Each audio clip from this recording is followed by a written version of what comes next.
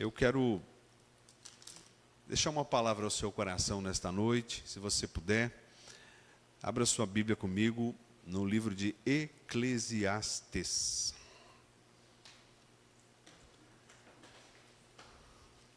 Eclesiastes, no capítulo 3. Um livro escrito pelo rei Salomão. Está ali naquela sequência dos livros poéticos, Salmos, Provérbios, Eclesiastes. Apenas o versículo 1 do capítulo 3. Tenho certeza que você já ouviu este texto, já leu, mas aqui eu creio que o Senhor tem um tempo de renovo para todos nós. Outro dia na célula eu ministrei sobre esse versículo e ali Deus me deu entendimento de muitas coisas. Não vamos falar sobre isso hoje. Mas nesse primeiro versículo de Eclesiastes, a palavra diz: para tudo há uma ocasião certa. Reflita comigo nesta frase. Reflita comigo nesta frase. Para tudo há uma ocasião certa.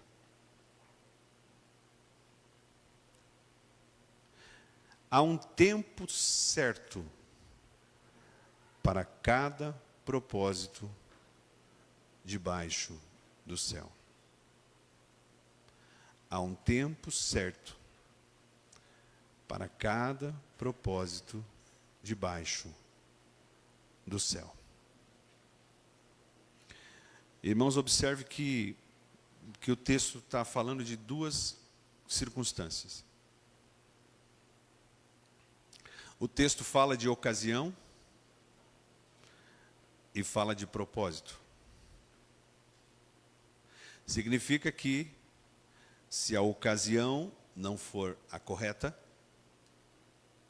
o propósito também não irá se cumprir. Logo, queremos muito que o propósito se cumpra. Para isso, precisamos entender, aproveitar, agir corretamente nas ocasiões. Você entende isso?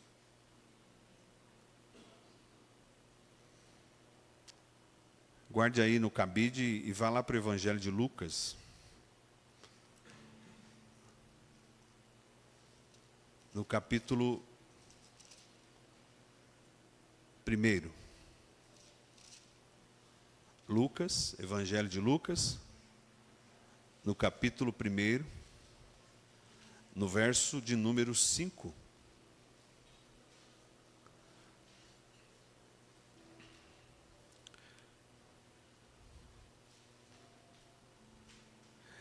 No tempo de Herodes, rei da Judéia, havia um sacerdote chamado Zacarias,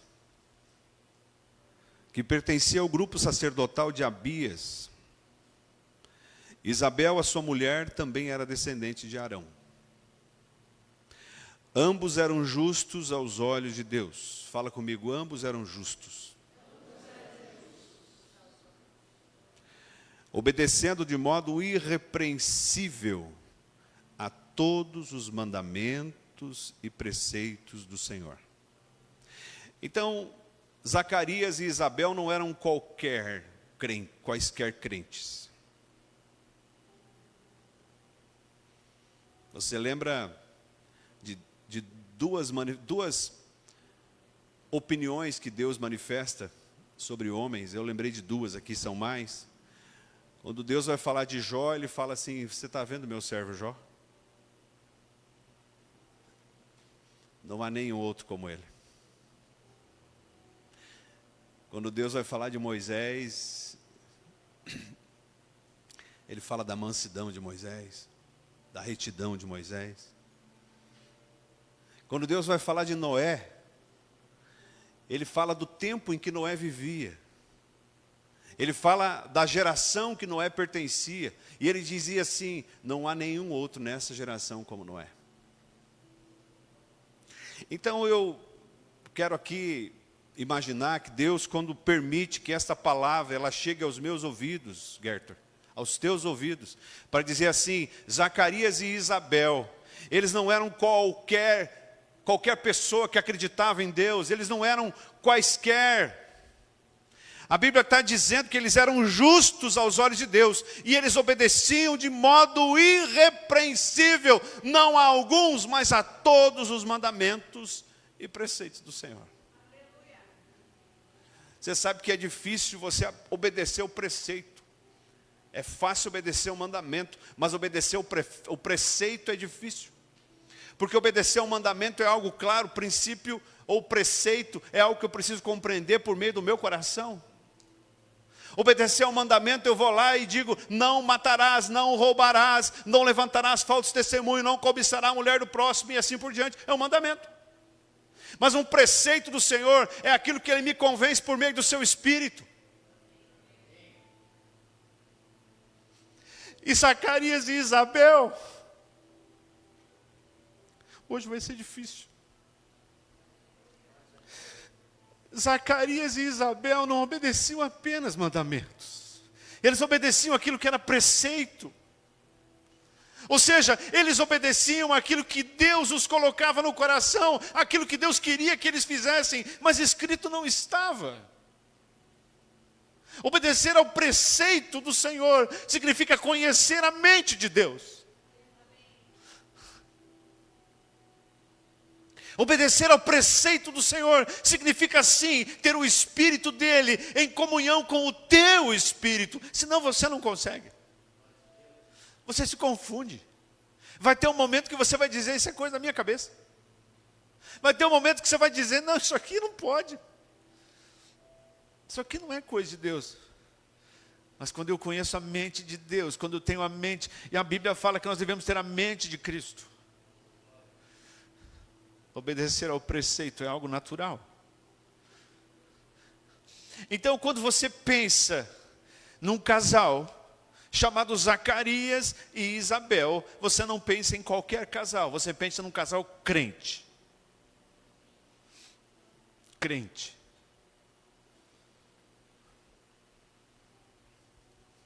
Aí você diz assim: mas a vida deles deveria ser a melhor. A vida deles deveria ser aquela farta. A família, a casa, o casamento, as finanças. Deveria ser um lugar que literalmente corre leite e mel. Até porque Zacarias era sacerdote. Mas veja bem, o verso de número 7 vai dizer que as coisas não eram bem assim.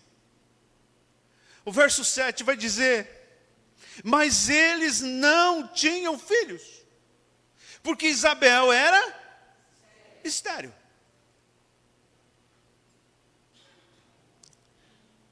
Como se não bastasse. Como se não bastasse, o texto vai dizer que eles já eram velhos. Então, quando a mulher é jovem, a mulher não consegue engravidar, talvez ela tenha ali até os 40, até 50 anos, talvez, hoje em dia. Existe esperança.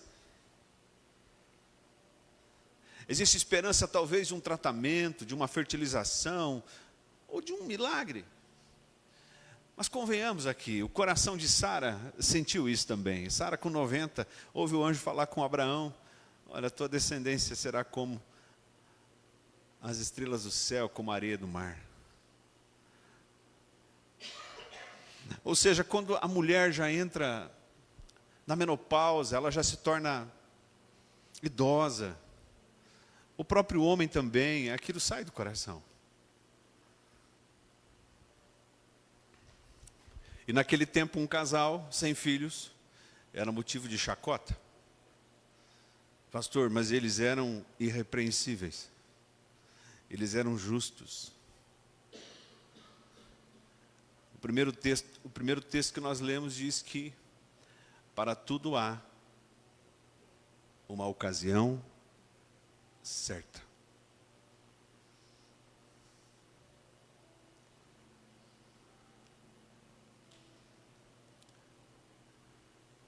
Onde eu ouvi uma frase de uma tia minha.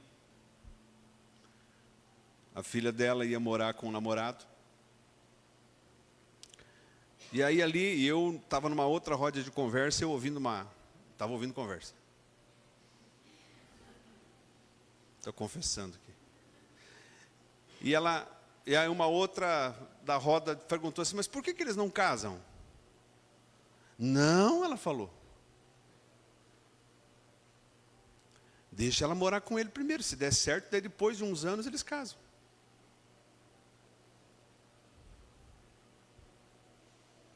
Esse dia eu fui atender um menino, um jovem, falo menino, comparação com a minha idade, ele era um menino.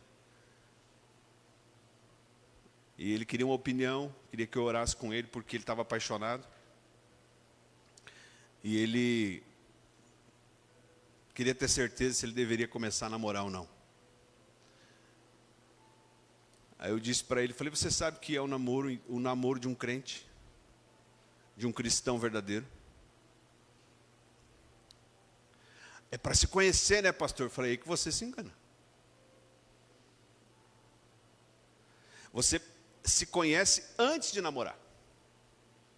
Porque se você vai se conhecer quando você já está namorando, daqui a pouco você namora 1, namora 2, namora 3, namora 4, namora 5, namora 10. Então o namoro, ele precede o casamento. E tem gente que fica caçando namoro, pai arrumando genro para filha, como se fosse bonito. Toma cuidado com isso. Porque se você for arrumar um genro para tua filha, esse genro é para casar com a tua filha, não para namorar com a tua filha. É por isso que tem uma máxima por aí que diz que crente não pode namorar muito, tem que casar logo, porque senão acaba pecando. Mas não é sobre isso que eu quero falar. Eu quero dizer que Isabel era estéril. Isabel era estéril. E Isabel e Zacarias já eram velhos. O verso 8 vai dizer, certa vez, estando de serviço em seu grupo, ou seja, ele era sacerdote, Zacarias estava servindo ao sacerdote diante de Deus. Ele foi escolhido por sorteio. Fala comigo, sorteio. Você lembra de Jonas no navio? Como é que descobriram que era Jonas? Não vai sair daqui e começar a fazer sorteio. Eu quero dizer a você que Deus é Deus até do sorteio. Pastor, então eu vou jogar na Mega Sena, porque Deus é Deus do sorteio, Ele vai me dar os números da Mega Sena. Toma cuidado.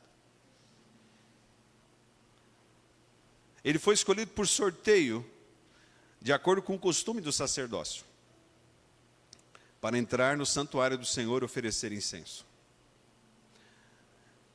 Irmãos, esse sorteio ele era realizado não porque eles acreditavam na sorte. Esse sorteio era realizado como uma forma de obrigar aos sacerdotes de se manterem retos e puros. Por quê? Porque eles não sabiam quando eles cairiam no sorteio. É quase como o exame antidoping. O Evandro deve saber. O exame antidoping, como é que ele é feito? Ele é feito por sorteio. Então terminou o jogo, jogaram lá 22 jogadores. O árbitro lá vai sortear talvez 5, 6 jogadores. E aqueles vão fazer o exame antidoping. Porque o sacerdote que não estava em santidade, que entrasse no santo dos santos, em pecado, o que acontecia com ele? Ele morria. Inclusive ele entrava com a corda amarrada. Porque se ele morria lá, ninguém mais podia entrar, eles tinham que puxar ele.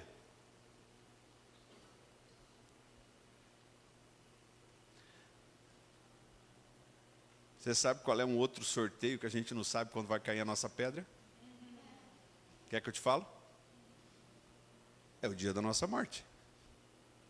Hoje de manhã, um avião cai no centro de Gramado.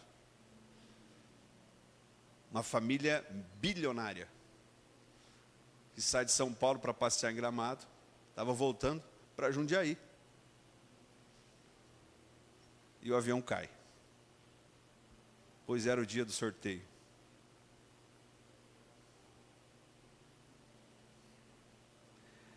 Continuando. Chegando a hora, verso 10, chegando a hora de oferecer incenso, o povo todo estava orando lá de fora. Então o anjo do Senhor apareceu a Zacarias à direita do altar do incenso. Quando Zacarias o viu, perturbou-se, e ele foi dominado pelo medo. Fala comigo, perturbou-se. Guarde esta palavra. Vamos falar mais sobre ela. Ele perturbou-se e foi dominado pelo medo. Mas o anjo lhe disse: não tenha medo, Zacarias. A sua oração foi ouvida. Qual será que era a oração de Zacarias? Qual será que era a oração que Zacarias estava fazendo há tantos e tantos anos? O que ele queria? Um filho. Ele queria um filho. E o anjo diz: Isabel, a sua mulher, dará a você um filho, e você dará o nome de João. Ele será motivo de prazer e de alegria para você. E muitos se alegrarão por causa do nascimento dele, pois será grande aos olhos do Senhor. Ele nunca tomará vinho nem bebida fermentada e será cheio do Espírito Santo desde o seu nascimento. E ele fará retornar muitos dentre o povo de Israel ao seu Deus. Ele irá diante do Senhor, no espírito e no poder de Elias, para fazer voltar o coração dos seus filhos e os descendentes, o coração dos pais a seus filhos e os desobedientes à sabedoria dos justos, para deixar um povo preparado para o Senhor. Zacarias perguntou ao anjo: como posso ter certeza disso? Aqui aparece o Zacarias homem. Era temente? Era. Era reto? Era. Era justo? Era. Era irrepreensível? Era. Mas era humano. E ele pergunta: como eu posso ter certeza disso? Eu sou velho e minha mulher também é de idade avançada. O anjo respondeu: eu sou Gabriel, o que está sempre na presença de Deus. Eu fui enviado para transmitir a você estas boas novas.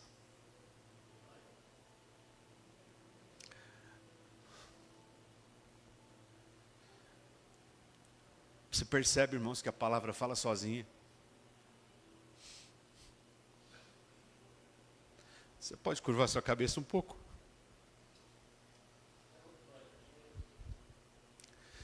Deixa Deus ministrar o seu coração.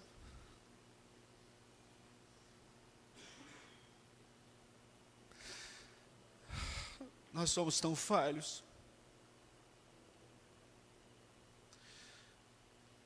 Nós não somos como Zacarias. E mesmo assim o Senhor se revela. O Senhor se manifesta.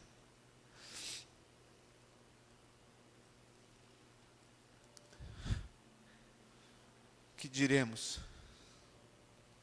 Que diremos diante destas coisas?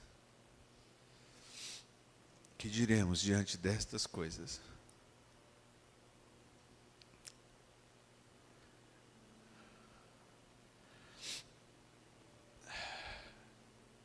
Verso 24.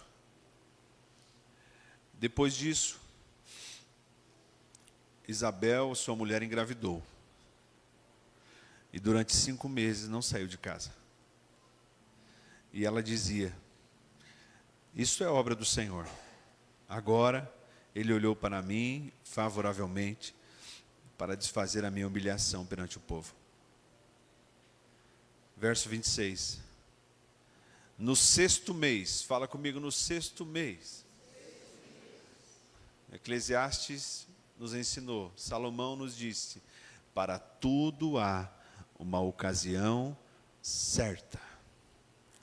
Há tempo para todo propósito de Deus debaixo do céu. Se para tudo há uma ocasião certa, e há tempo para todo propósito, no 6º mês, Deus enviou um anjo Gabriel novamente a Nazaré, cidade da Galileia, a uma virgem, fala comigo, virgem, prometida em casamento a certo homem chamado José, descendente de Davi. O nome da virgem era Maria. O anjo aproximou-se dela e disse: alegre-se, agraciada, o Senhor está com você. Maria ficou perturbada, fala comigo, perturbada. Maria ficou perturbada com essas palavras, pensando no que poderia significar essa saudação. Mas o anjo lhe disse: não tenha medo, Maria, você foi agraciada por Deus. Você ficará grávida e dará à luz a um filho, e lhe porá o nome de Jesus. Ele será grande e será chamado Filho do Altíssimo. O Senhor lhe dará o trono do seu pai Davi, e ele reinará para sempre sobre o povo de Jacó, e o seu reino não terá fim. Perguntou Maria ao anjo: como acontecerá isso, se sou virgem? Você lembra da pergunta de Zacarias ao anjo? O anjo lhe entrega uma palavra, o anjo lhe afirma. Irmãos, quem estava falando com Zacarias não era o pastor do ministério Cefas. Era o anjo Gabriel. E Zacarias olha para o anjo e fala: eu sou velho. Maria olha para o anjo e fala: eu sou virgem. Eu não conheço homem nenhum. Essa parte de conhecer não diz respeito a conhecer no sentido de se relacionar, mas conhecer no sentido de ter relação. E o anjo respondeu: o Espírito Santo virá sobre você, e o poder do Altíssimo a cobrirá com sua sombra. Irmãos, não foi isso que o anjo falou para Zacarias. Olha para mim aqui. João Batista não nasceu pelo poder do Espírito Santo. João Batista nasceu pela fecundação do óvulo de Isabel, pelo espermatozoide de Zacarias. Agora Jesus nasce no ventre de Maria. O óvulo de Maria foi fecundado não pelo espermatozoide, mas pelo poder do Espírito Santo. Foram 2 milagres? Foram. Mas existem milagres cuja nossa participação é fundamental. Existem milagres que Deus pega e faz. Maria, você é virgem e continuará sendo até o nascimento. Porque a Bíblia vai dizer que até o nascimento de Jesus, mesmo estando casados, ela e José não tiveram relações. Mas com Zacarias e Isabel não foi assim. Isso me faz entender que existem coisas que dependem de mim. Existem coisas que dependem da nossa intervenção, da nossa decisão. Existem coisas que eu não posso simplesmente olhar e aplicar a frase Deus proverá.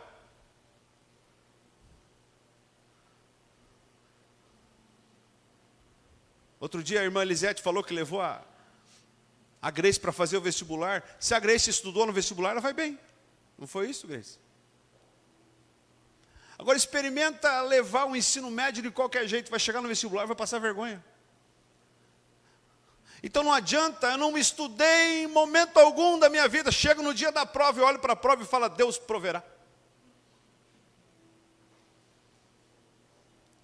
Hã?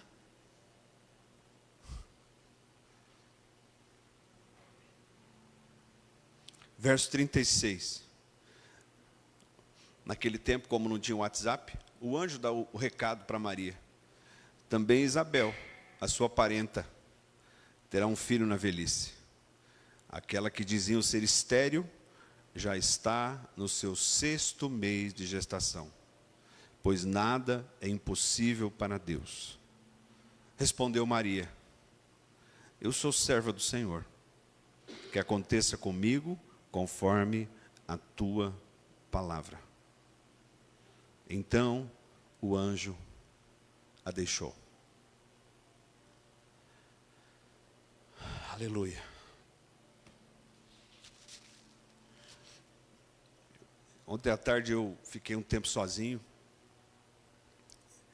E se tem uma coisa que funciona comigo, quando eu quero ouvir, quando eu quero receber de Deus, é ficar sozinho.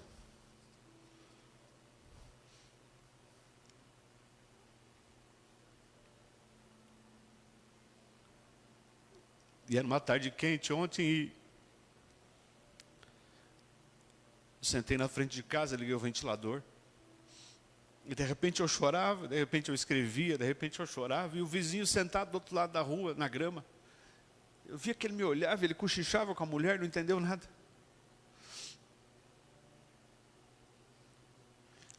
Não sei se você é assim, mas talvez você tenha que descobrir.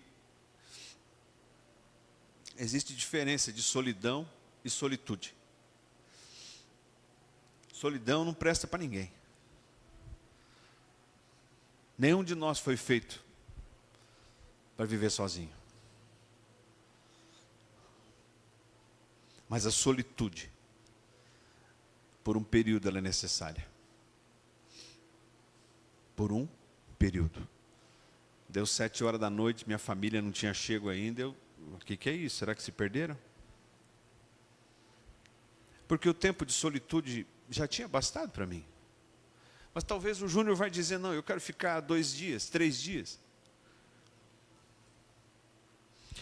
Irmãos, eu quero, diante de tanta coisa que a gente poderia dar um norte para esta mensagem, eu quero falar sobre João Batista. Irmãos, ali, naquela época em que Jesus nasceu, e não exatamente naquela época, mas o povo de Israel, as autoridades, os mestres da lei, sabiam que o Messias iria nascer.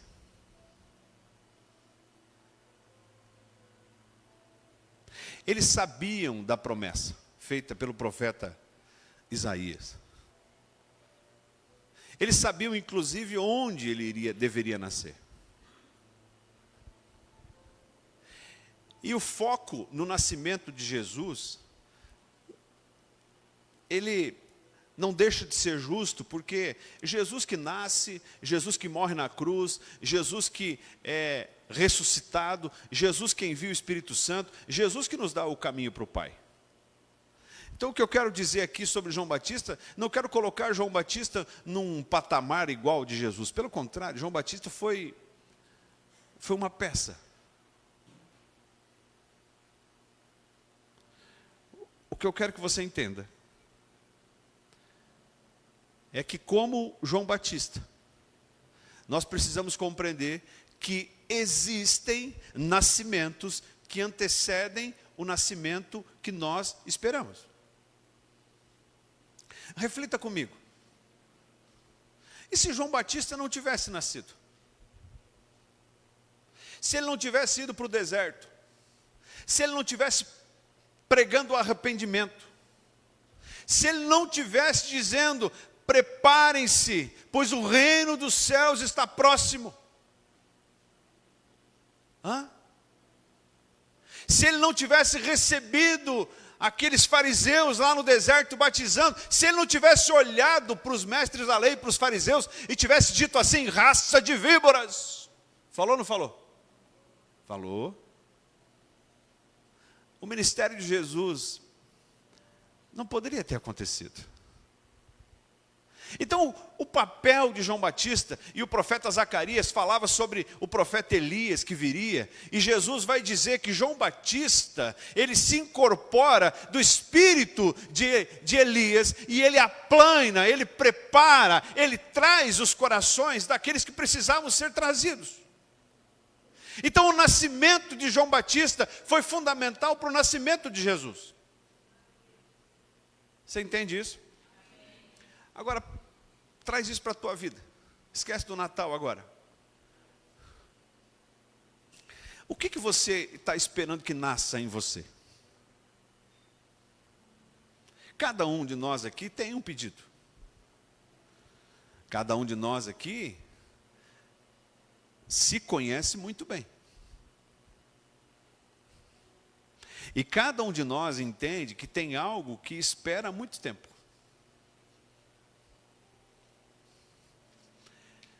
O que é importante entender? Havia um tempo certo para João Batista nascer. E havia um tempo certo para Jesus nascer. E Jesus nasce 6 meses depois. Eles vão se encontrar anos depois no deserto.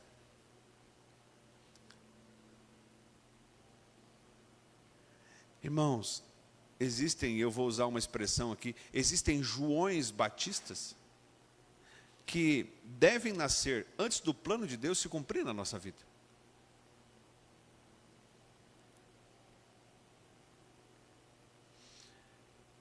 Eu me lembro que antes da Maju nascer, antes de eu me tornar pai, eu olhava para alguns comportamentos de pais e eu reprovava tudo.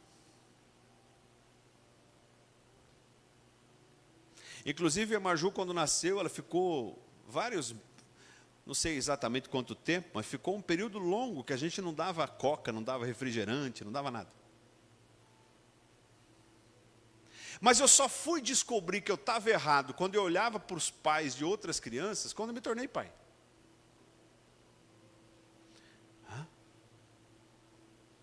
Talvez você está aqui e você é solteiro, é senhorita. E espera casar. Talvez você olhe para um casamento, talvez até do teu pai e da tua mãe, e você diz, não, eu quando eu casar, meu casamento não vai ser assim não.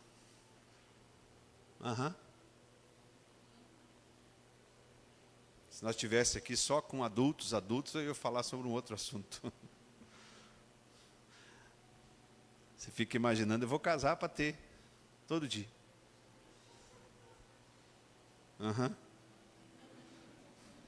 Vou olhar para o lado.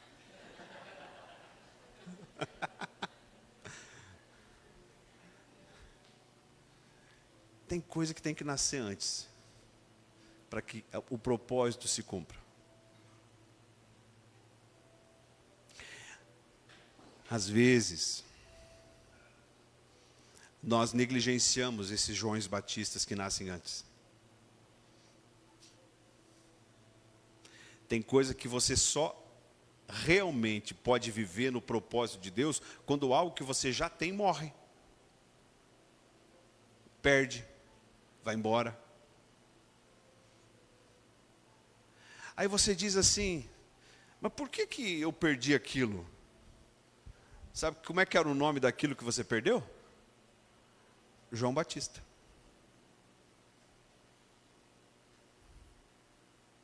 Mas por que eu só consegui entender, e por que eu só consegui viver deste jeito depois que me aconteceu aquilo? Então, quando eu começo a compreender essas coisas, eu entendo que João Batista na minha vida pode ser um tempo de amadurecimento.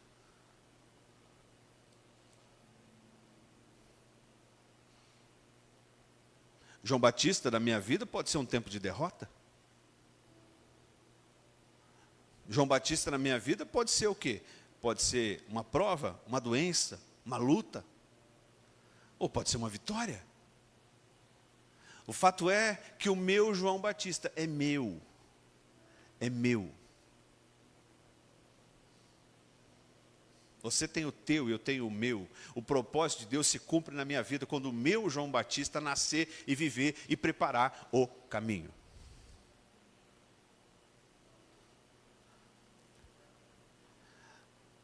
Onde nós erramos?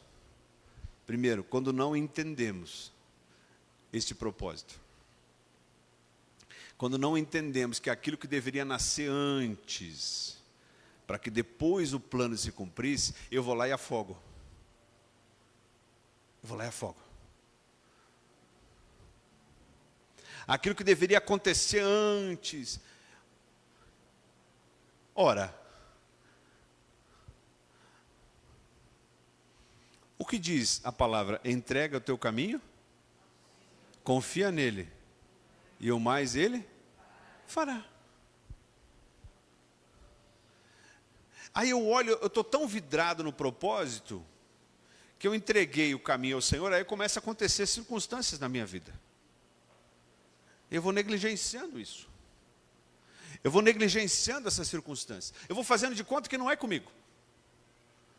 O que eu estou fazendo? Eu estou matando João Batista. Eu começo a colocar a culpa no governo, e boa parte é culpa do governo mesmo. Eu começo a colocar a culpa no diabo, e boa parte é culpa do diabo também. Eu coloco a culpa na sogra, na mãe, no pai, no clima, no emprego, no gerente, na esposa. Mas eu não percebo que aquele é o João Batista que nasceu antes, que está vindo para aplainar o caminho, para preparar o caminho, para endireitar as veredas, para converter o coração dos filhos aos pais, dos pais aos filhos, para fazer com que você esteja preparado para quando o tempo certo se cumprir, aí venha o propósito. João Batista não é o propósito, João Batista é a ocasião. Para tudo há uma ocasião. João Batista era uma ocasião, havia uma ocasião em que nasceu um homem que foi para o deserto, vestiu roupa de pele de animal, comia mel silvestre e gafanhoto, não bebia bebida fermentada, e chamava todos ao arrependimento e começou a batizar nas águas.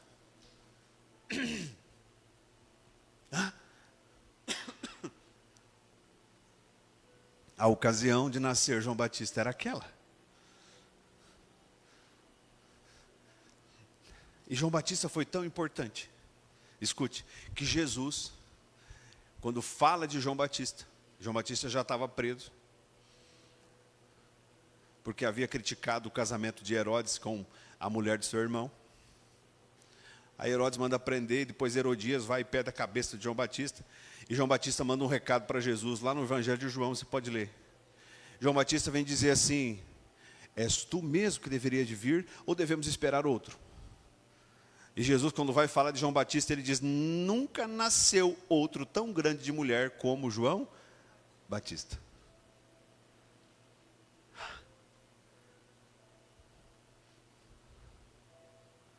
Jesus olha para João Batista e entende que o propósito dele se cumprindo, o dele, Jesus, se cumprindo, dependia daquilo que João Batista estava fazendo. Não ia falar isso, escute. Você lembra que a Bíblia fala da missão dos 70? Que Jesus separou 70 e mandou em grupos. Aí eles voltaram todos jubilosos, dizendo que viram o diabo cair do céu como um relâmpago. Lembra disso? Amém? Qual era a missão deles? Oi? Não, dos 70. A missão dos 70, irem adiante de Jesus pelos povoados e pelas cidades pelas quais Jesus iria passar. Amém? Então a missão dos 70 era preparar o caminho de Jesus. Qual era a missão de João Batista? Esses 70 só foram enviados depois que João Batista morre decapitado. O que eu entendo? João Batista era maior do que 70 profetas, 70 homens juntos. Ele sozinho fazia o serviço. Por que ele morreu, pastor? Isso é uma outra pregação. Eu acredito que João Batista ele é tirado de cena pelo Senhor. No momento em que o nome de Jesus precisava crescer. Prova disso que ele mesmo, quando alguém foi questionar, se ele não ficava chateado, porque Jesus estava batizando mais do que ele, João Batista fala uma frase: convém que ele cresça e eu diminua. Feche teus olhos de novo. Se você sabe, canta comigo. Que ele cresça e eu diminua, que ele apareça e eu me constranja com a sua glória e todo o seu amor. Infinita humildade, servo de todos os irmãos, que ele cresça e eu diminua, que ele apareça e eu me constranja com a sua glória e todo o seu amor. Infinita humildade, servo de todos os irmãos.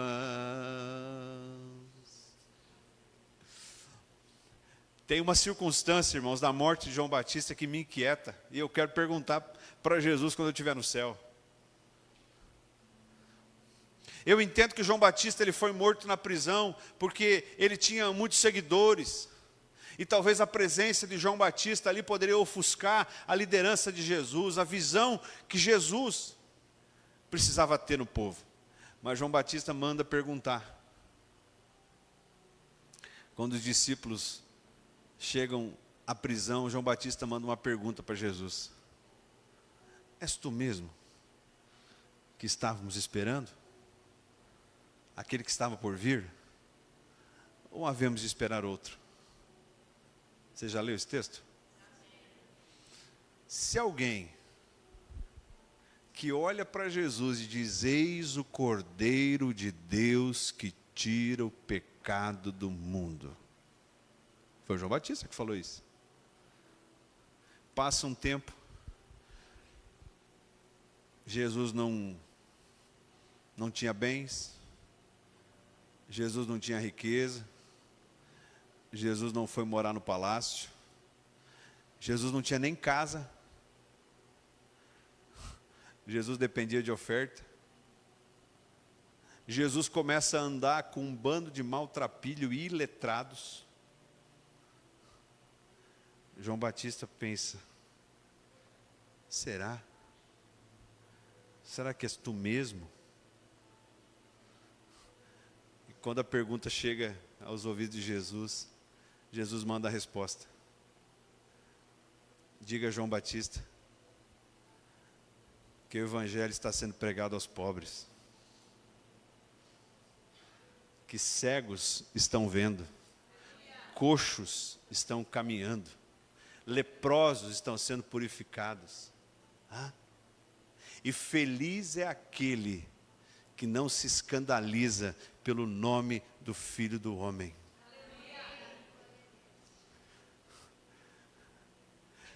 Jesus, ao mesmo tempo que diz que não houve outro que nasceu de mulher tão grande quanto João Batista, ele vem dar uma aula para dizer: não importa se você nasceu crente, o que importa é você permanecer firme na tua fé.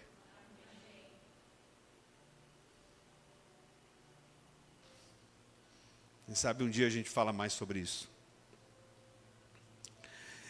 Irmãos, quando Gabriel visita Maria e depois, ou antes, visita Zacarias e depois Maria, eu quero dizer a você que eu entendo que Deus ele já tem o endereço de quem ele vai visitar. Deus não sai por aí. E hoje, tipo o Chapolin Colorado assim, né? E hoje, quem que eu vou abençoar? Deus não chegou em Israel e ficou olhando lá, essa não, essa não, essa não, essa não. Havia um propósito de Deus na vida de uma mulher chamada Maria. Havia um propósito de Deus num casal chamado Zacarias e Isabel. Eu preciso compreender que Deus sabe muito bem quando e quem vai visitar. Sabe o que eu entendo? Naquele tempo haviam muitas virgens em Israel. Levanta o seu dedo assim. Fala comigo, mas ele visitou apenas uma.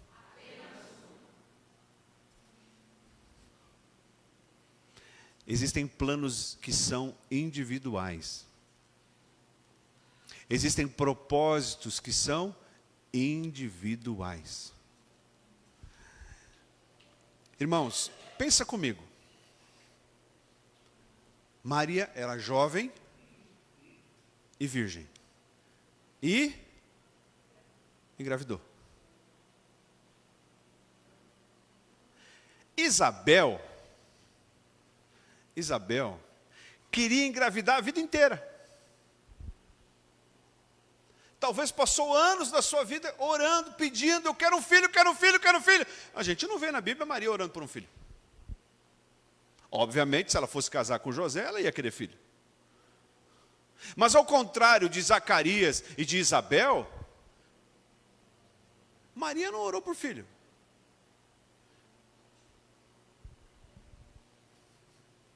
Então, Isabel não era virgem, mas não conseguia conceber. Maria era virgem e concebeu.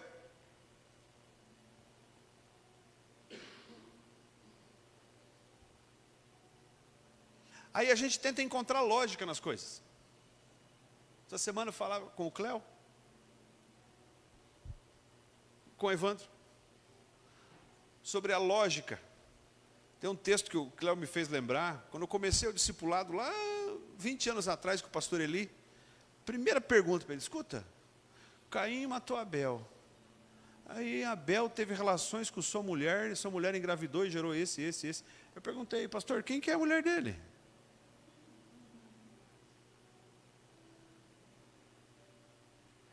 Ele deu uma coçadinha na cabeça, assim, e falou, sabe o que é? Porque uma coisa, irmão, uma coisa é você falar de fé para quem já caminhou, para quem já teve experiência, para quem já viu acontecer. Outra coisa é você falar de fé para quem está começando. É difícil. E normalmente esses que estão começando são os que mais pergunta tem. Né, Luan? É. Aí ele me explicou, não convém aqui eu falar o que ele explicou, mas no final da explicação ele disse assim, ele falou, Márcio, tem um outro versículo na Bíblia que diz que a fé é a certeza das coisas que a gente espera, mas que a gente não vê. E nesse mesmo livro, estava falando de Hebreus, neste mesmo livro existe um outro versículo que diz que sem fé é impossível agradar a Deus. Eu entendi que tem coisa, irmãos, que a gente não vai entender.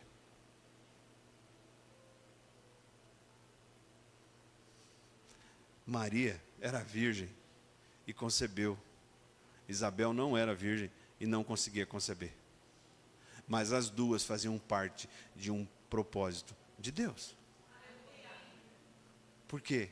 Por que Isabel concebeu na velhice e Maria concebeu, talvez ali com 15, 16 anos, ainda virgem? Porque para tudo há uma ocasião certa. É mais ou menos você olhar para um casal que está começando a construir a vida, conseguiu comprar os móveis, aí vai lá e financia um carro de 50 mil.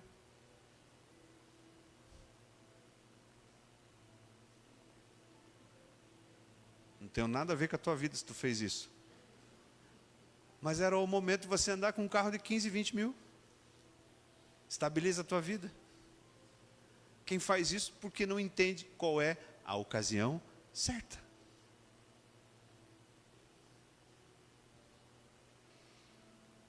Irmãos, não tente viver os planos de Deus da outra pessoa. Estou vendo aqui o André e a Stephanie. Vocês são casados há quantos anos? 11 anos. São casados há 11 anos, têm 2 filhos. E são bem diferentes. Eu conheço os dois. São bem diferentes. Eu vou chutar aqui algumas coisas. O André é uma paciência. Até para falar, né? Quem conhece o André? Boa tarde, ele fala. Né, André? A Stephanie... aqueles carrinhos de kart. São casados. Se o André for viver o plano de Deus da Stephanie, ele morre. Talvez por um infarto.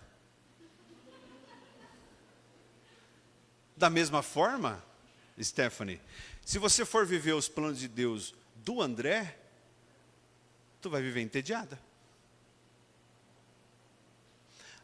Estão errados? Claro que não. São casados? São, mas são CPFs diferentes. Impressões digitais diferentes. Pessoas diferentes. Não é porque você casou que tudo tem que ser igual. A grande sacada do casamento é você amar e se entregar pela sua mulher como Cristo amou e se entregou pela igreja. Mas isso não significa que a vida dela vai ser a tua vida a vida dela. Não, vocês são diferentes. A grande sacada, a grande estratégia de Deus em nos ensinar por meio do casamento é fazer com que eu compreenda que existe um plano de Deus na vida da minha esposa. Isso não é individualismo, irmãos. Isso significa que cada um precisa entender para que foi chamado. Por que eu fui chamado? Enquanto isso não estiver claro na minha mente, eu vou dizer, eu demorei muitos anos na minha vida para compreender o que Deus queria de mim. E quando eu descobri isso, não faz muito tempo, menos de 10 anos. Quando eu descobri isso, tem coisas que eu não negocio mais. Eu não negocio mais, porque todas as vezes que eu negociei, eu me afastei de um projeto de Deus para a minha vida, em detrimento aos projetos de outras pessoas. Não negocie. Mas como que eu faço isso, pastor? Quando você descobrir o que Ele quer de você. Quando você descobrir o que Ele espera de você. Isso não tem nada a ver com ministério. Isso não tem nada a ver com cargo na igreja. Isso não tem a ver se você é pastor, se você é presbítero, se você é diácono, se você é querubim. Essa foi podre, né?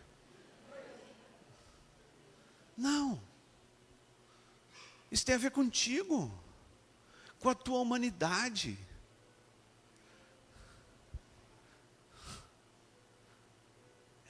Ô Arthur, estou vendo você jovem, tu tem quantos anos? 15 anos. Teve um tempo que eu também tive 15.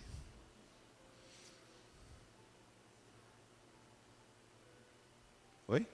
Bastante? Eu não entendi. Se eu tivesse ouvido, não apenas ouvido, mas colocado no meu coração, Arthur, com 15 anos, aquilo que você tem ouvido, não exatamente de mim, mas aquilo que está à tua disposição pela palavra, eu teria sofrido uns 20 anos a menos.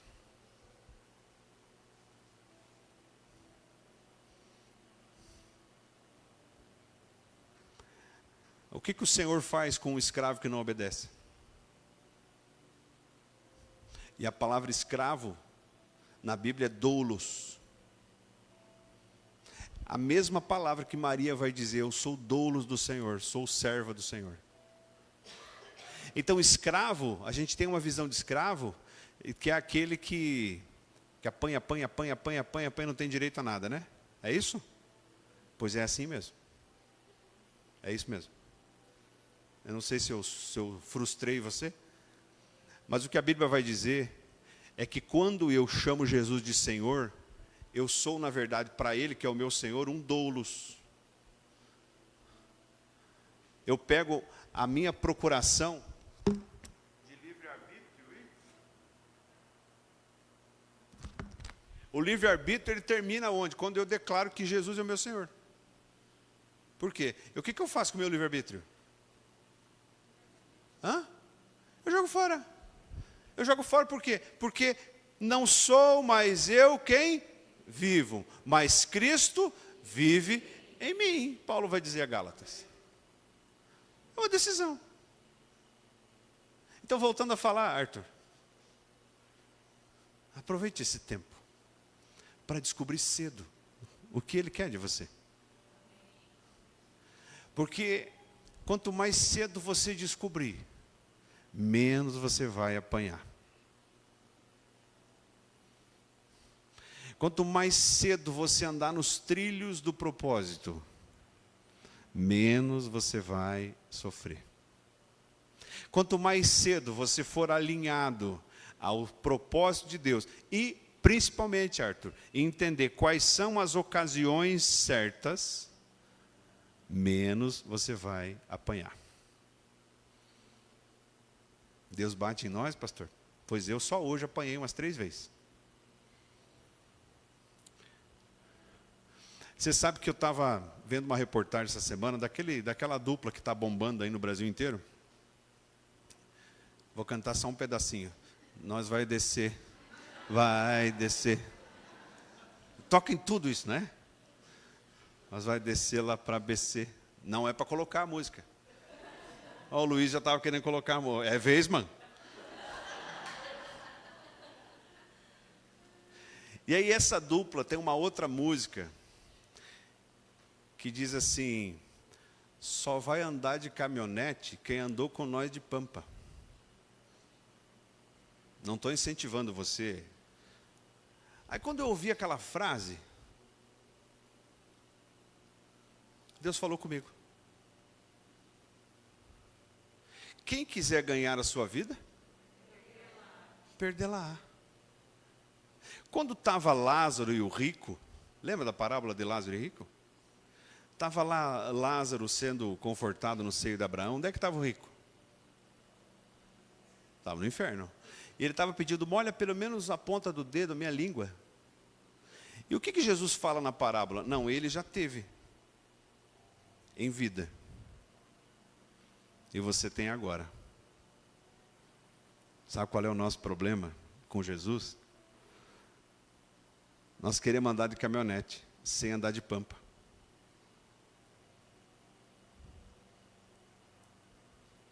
Eu andei muito de pampa.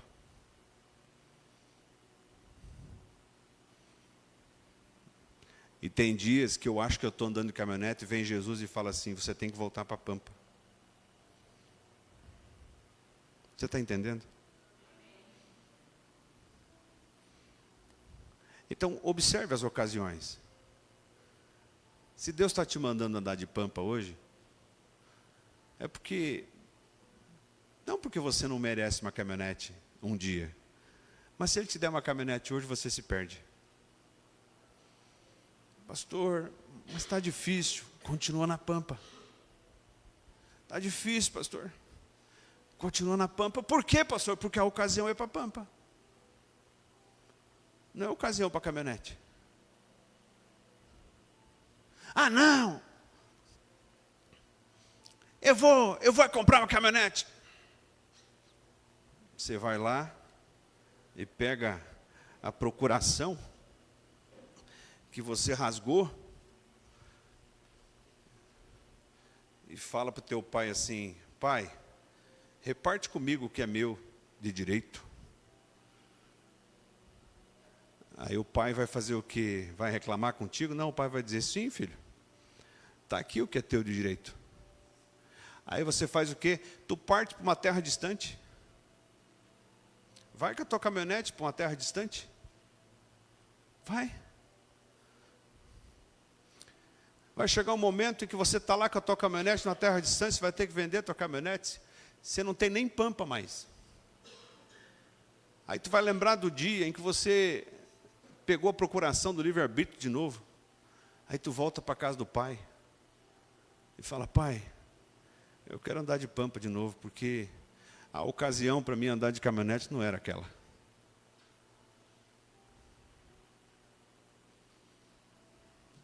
Entenda aquilo que Deus está falando com você. Entenda um projeto de Deus, dele na tua vida.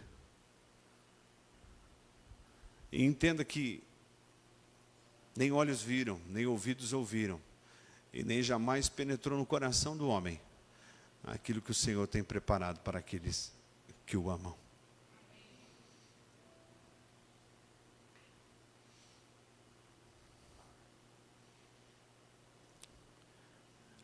Perturbar-se, sim. Recuar, jamais. Não há ninguém aqui nesta noite. Inclusive a Bíblia, ela é muito clara em dizer que muitos homens e mulheres de Deus ficaram perturbados com o que Deus fez. Luiz, por favor, projeta para mim Romanos 12, 1. Quando o anjo visita Zacarias, a Bíblia diz que ele ficou perturbado, não ficou? Amém? E o que acontece com Maria quando o anjo visita Maria? Como é que ela ficou? Perturbada. Então, sempre que eu fico perturbado, significa que o meu entendimento racional, próprio, humano, ele foi embora. Significa que eu procurei entender e eu não entendi. Então, quando o anjo visita Zacarias e Maria, eles ficaram perturbados. Onde é que está o pecado nisso, pastor? Não tem pecado nenhum. Eu quero dizer para você que está aqui ouvindo essa palavra e está ficando perturbado. O pecado não é você se perturbar diante desta palavra. O pecado é você fugir. O pecado é você fechar o teu coração e não querer entender aquilo que Deus está falando contigo. Então, perturbar-se sim, recuar jamais. Olha só, Romanos capítulo 12, Paulo vai dizer sobre sacrifício vivo. Fala comigo, vivo. Pega aí no teu braço. Agora que eu vi que é 9 horas. Vocês me dão mais 15 minutos? Tem alguns que não deram, mas infelizmente. Romanos 12, 1. Portanto, irmãos, rogo pelas misericórdias de Deus que se ofereçam em sacrifício vivo, santo e agradável. Este é o culto racional de vocês. Jesus, quando vai falar das preocupações da vida, ele não usa os passarinhos de exemplo? Amém? Mateus capítulo 6. Não vos andeis ansiosos por coisa alguma antes, olhe para as aves do céu, elas não colhem, elas não semeiam, mas Deus não lhes deixa cair e tal. Lembra disso? Por que o passarinho não fica preocupado?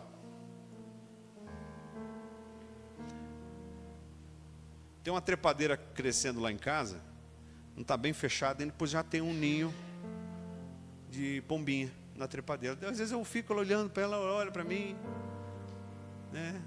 Ela não está nem aí. O ninho dela, sol, chuva. Mas por que o passarinho, ele não fica preocupado? Por que o passarinho não fica lá perdendo noite de sono? O que eu vou comer amanhã? Porque ele não é racional.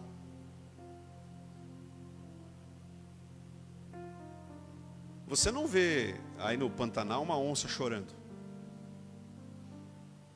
Mas você vê o pantaneiro chorando. Irmãos, o apóstolo Paulo está dizendo que a racionalidade, ela enfraquece a nossa fé. Mas existe um culto racional que eu tenho que oferecer. Veja bem. Se ofereçam em sacrifício vivo, santo e agradável. Este é o culto racional de vocês. Que culto racional é esse? É perturbar-se sim, mas deixar de acreditar jamais. O meu culto racional significa olhar para Deus e dizer: Deus, eu não estou entendendo tudo, mas eu vou obedecer em tudo. A minha racionalidade. Alguém pode dizer assim: se Deus deseja que todos sejam salvos, por que Ele fez o homem com capacidade de pecar? Ele não poderia ter mexido um pouquinho ali no parafusinho ali e colocado ali um sensor? Quando o pecado se aproxima, e avisar, o homem se afasta do pecado, o homem ia viver com Deus, pronto, resolveu. Deus fez o homem racional, com a capacidade de entender. Então Paulo vai dizer que o meu culto, ele não é irracional, o meu culto é, ou seja, se eu escolho estar com Deus, eu estarei com Ele.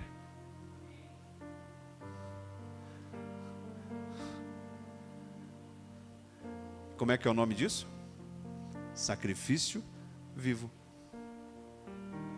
Pegou, não? É fácil? Pode fazer assim com a cabeça. Por que não é fácil? Porque é um sacrifício. O meu sacrifício vivo é escolher obedecer, mesmo estando perturbado.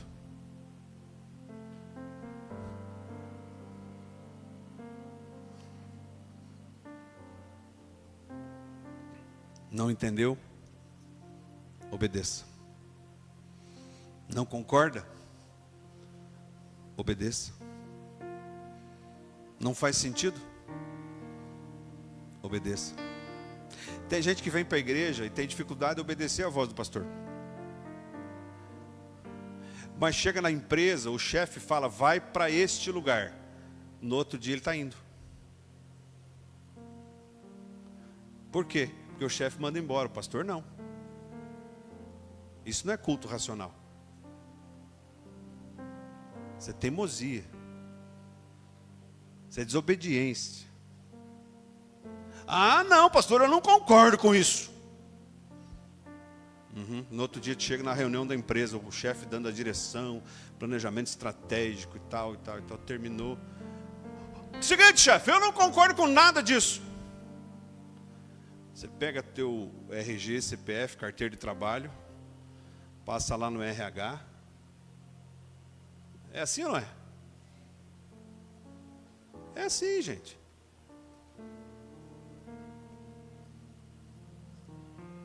É assim. A figura do pastor, irmãos, não é uma figura de santo. É uma figura representativa. Eu sei o peso que está sobre mim por estar aqui. Eu sei muito bem o que está sobre mim por estar aqui.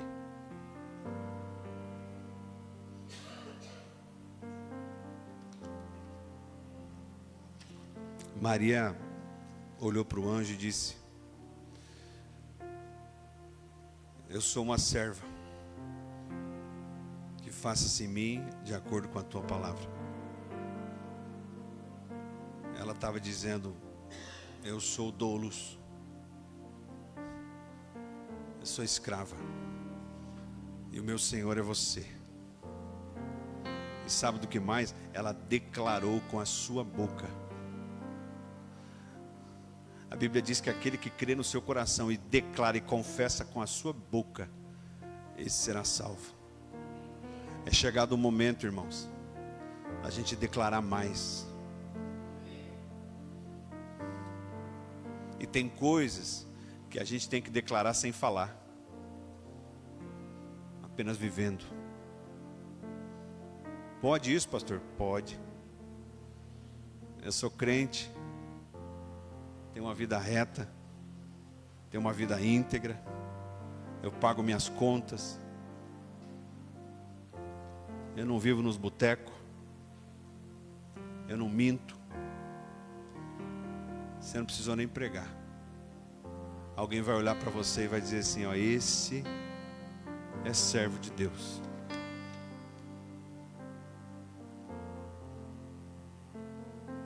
Eu quero terminar. Vou ler mais alguns versículos. Mateus capítulo 2.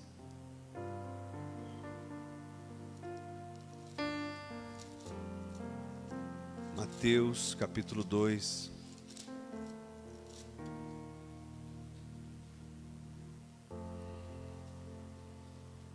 No verso 1. Depois que Jesus nasceu em Belém da Judéia, nos dias do rei Herodes, magos vindos do Oriente chegaram a Jerusalém e perguntaram: onde está o recém-nascido rei dos judeus? Vimos a sua estrela no Oriente e viemos adorá-lo. Quando o rei Herodes ouviu isso, ficou perturbado e com toda Jerusalém. Tendo reunido todos os chefes dos sacerdotes, do povo e os mestres da lei, perguntou-lhes onde deveria nascer o Cristo. E eles responderam: em Belém da Judéia, pois assim escreve o profeta. Verso 7. Então Herodes chamou os magos secretamente e informou-lhes a respeito do tempo exato em que a estrela havia aparecido. Verso 9. Depois de ouvirem o rei, eles seguiram o seu caminho, e a estrela que tinham visto no Oriente foi adiante deles, até que finalmente parou sobre o lugar onde estava o menino. Só até aí já está bom. Jesus, quando vai falar para os mestres da lei, já estou terminando. Jesus, quando vai falar para os mestres da lei, para aqueles que entendiam muito bem a palavra, ele usa uma paráfrase de João capítulo 1, ele diz assim: publicanos e meretrizes vos precedem no reino de Deus. Sabe o que ele estava dizendo? João capítulo 1 vai dizer: veio para o que era seu, mas os seus não o receberam. Deu-lhes então o direito de serem chamados filhos de Deus, todos os quais o recebem. João 1, 11 e 12. Irmãos, o que Jesus tinha a ver com magos vindos do Oriente? Nada.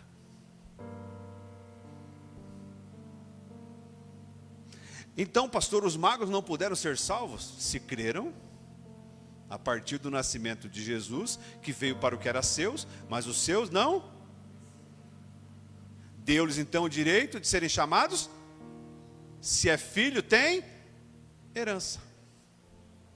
Paulo vai dizer depois que nós todos fomos enxertados na videira verdadeira.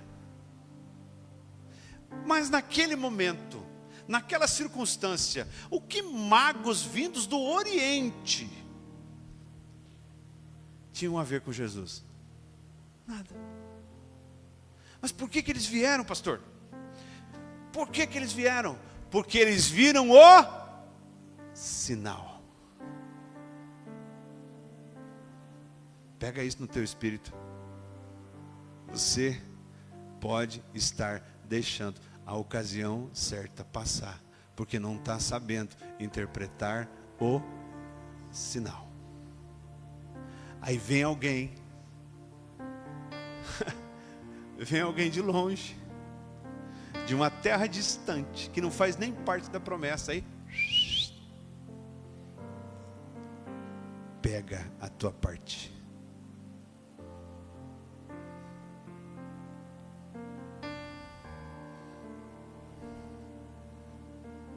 Quem deveria estar atento aos sinais do nascimento de Jesus não eram os magos vindos do Oriente, mas eram os moradores de Jerusalém. Era o povo que aguardava o Messias. Mas assim como nos dias de Noé, diz o texto que fala da volta de Jesus, eles estavam preocupados. Compravam, vendiam, casavam, davam-se em casamento. Até que o dia que começou a chover e veio a água e inundou a todos. Irmãos,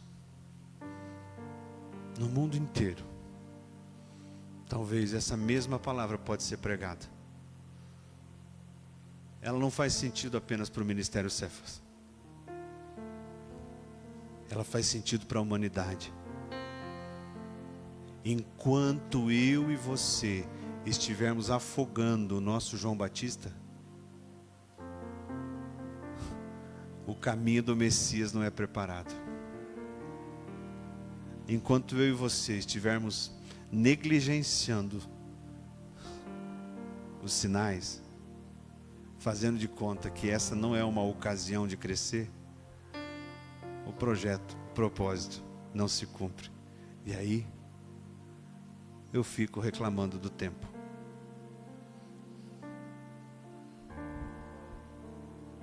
Recebe essa palavra no teu coração. Saia mais forte daqui. Você sabe que eu não sou muito de rede social. Tenho que melhorar. Mas sai daqui hoje. Não sei, deve amanhã já vai estar disponível no YouTube. Mas hoje já está disponível na página oficial da igreja. Compartilha com alguém. Se você não tem rede social, conta para alguém. Fala o que Deus falou com você. Permita que um tempo novo não fique só contigo, com a tua casa, com a tua família, mas que você abençoe alguém, no nome de Jesus. Só para encerrar, essa semana eu conversei com uma pessoa que caminhou com a gente por muitos anos. Ele me deu um abraço, apertado.